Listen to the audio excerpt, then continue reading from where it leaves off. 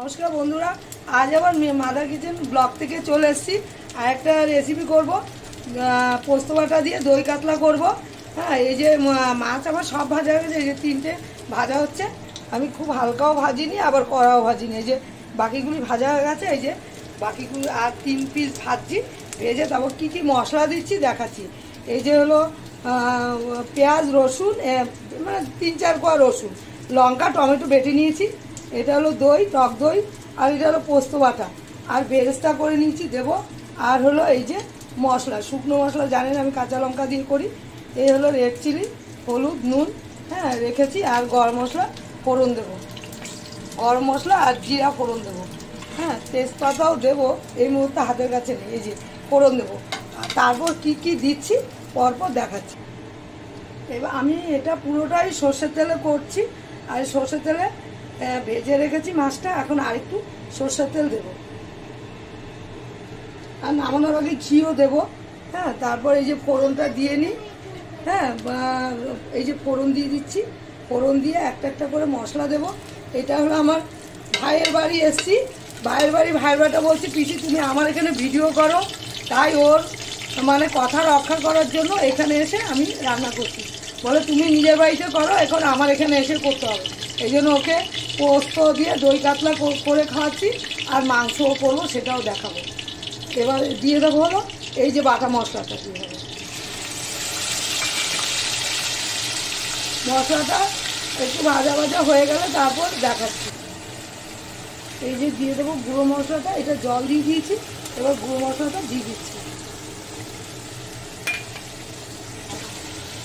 মশলাটা আমার অনেকটাই কষানো হয়ে গেছে, এবার এই যে পোস্ত বাটাটা দিয়ে দিলাম।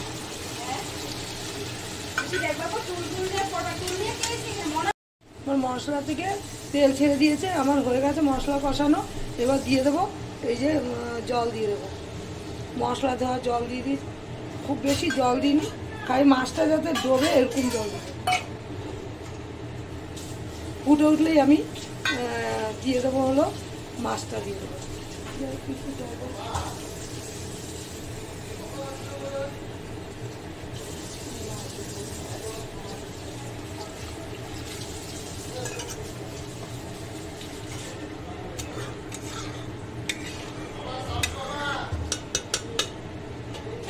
ফুটে উঠলে আমি মাছটা দিয়ে দেবো, তারপর পরে টক দই দেবো। ঝোলটা ফুটে উঠেছে, এখন এক এক করে আমি মাছ দিয়ে দেবো।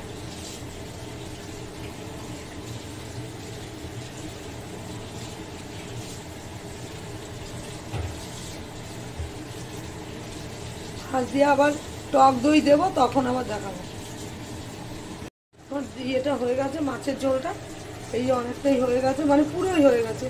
এবার টক দইয়ের সঙ্গে একটু ঝোল মিশিয়ে এটা মাছের ঝোলে দেবো। এই যে টক দইয়ের সঙ্গে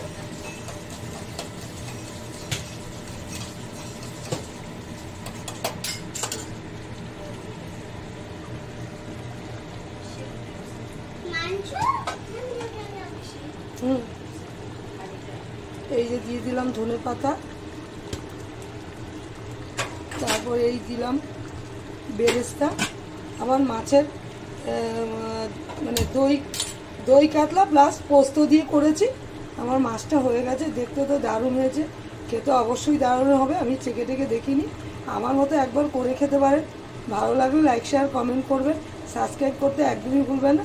সবাই ভালো থাকবেন, সুস্থ থাকবেন, আমিও ভালো থাকতে। যে আমি আসামের যে জায়গায় থাকি নতুন নতুন রান্না করব, হ্যাঁ রান্না করে আপনাদের দেখাবো।